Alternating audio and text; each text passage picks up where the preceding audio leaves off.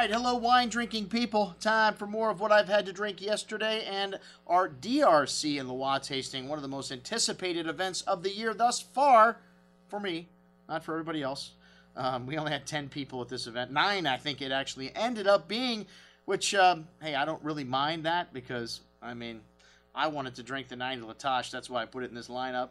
And we had a bunch of other great Leroys and DRCs on the table this evening. The 90s, the stars of the show, for my taste and for everybody else's taste. And unfortunately, the first 90 Latache we opened, well, was not good. And there's nothing more disappointing than opening up a $4,000 to $5,000 bottle of wine and having it fall flat on its face. Whether it was stored improperly or whether the cork just was not a good cork. This wine was madderized. This wine had that stewed, beefy kind of aroma, just no fruit, and very disappointing. And I can tell you one thing, if I have a backup when we do a tasting, and this is the centerpiece of our tasting, it's a 100-point Burgundy, the wine a lot of people came to taste, I'm going to open it up. I don't care if it's a $4,000 bottle of wine or, $40 bottle of wine. People came to see this wine. I got a backup. We got a bad bottle. We're not going to let our people down, okay? And that's what makes Wine Watch unique. We're not afraid to open up the second bottle if the first one's not good, even if it's going to cost us a lot of money. And let's just say we didn't do very well this evening on our bottom line. But I think the people that came to this event will remember it for the rest of their life because all of the wines showed brilliantly, other than our first bottle of 90 Latache. The 2007 DRC Echezot, one of the largest Grand Crus in Burgundy. This is a vintage that did not get much respect, but I'll tell you, it is drinking at or near its peak right now. This wine had a beautiful bouquet, a lot of exotic spices, like smoky character, dried flowers, raspberry and cherry fruit. So delicious, like satin on your tongue. That plump, ripe fruit still there. Good freshness, a long finish, that nuance, the earth and floral notes to the end. This is most excellent juice. The 2004 Leroy up next. The Nuit Saint Georges. This is the year the Madame lost her husband, and she didn't make any Grand Cru wines. The Nuit Saint Georges contain all of those grapes in it at a village level, and this wine is village wine on steroids, man. This wine's got a beautiful bouquet of wild herbs, kind of tea-like character, dark cherry fruit, brown spice, and more. Really nice complexity, and very fresh and focused on the palate. This wine's got a firm hand of acidity here. The tannins are somewhat soft, but the acidity would lead you to believe this wine is going to last for decades. It was great with the tuna dish that Tony did with a foie gras sauce. Fantastic. And 1997 Grands Echezot. This one had a lot of brown spice on the nose, truffle-like earthy notes coming out. Still some red berry fruit, a little mint, and a smoky, meaty nuance, but very light on the palate, losing a bit of fruit here. And this wine drinking at or near its peak. Soft, silky texture, that lovely truffle, earthy character, lasting through the finish. Drink up if you got these 97s in your cellars.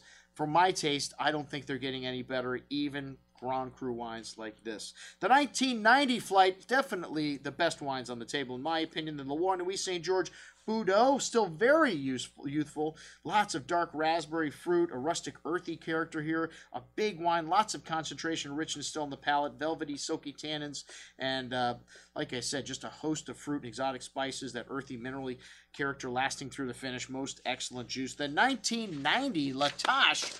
Wow, what an exotic array on the nose. Cocoa, fresh earth, black truffles, this dark cherry fruit, this cocoa powder note coming out more and more as this wine opens up.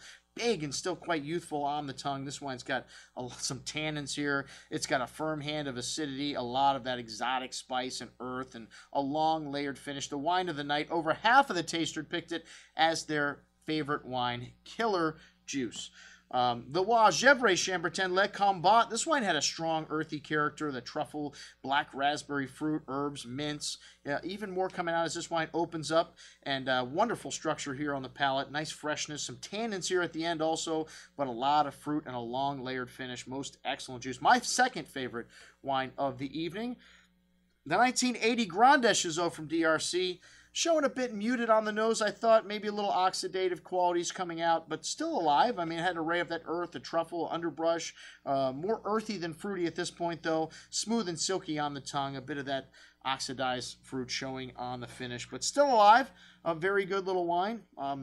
drink up if you have this 80 in your cellar. The 78 Leroy, I was concerned about the Clos Vougeot because the fill was down to here below the little vintage necker. But with Burgundy, it seems you can get low fills like that and still have a beautiful wine like this one. Had this stewed tomato and strawberry fruit, really beautiful rose petal, kind of floral notes, very light, but tea and all this other really interesting stuff going on here. And just lovely, smooth and velvety on the palate. Still had some nice light red berry fruit and that lovely nuance and spice.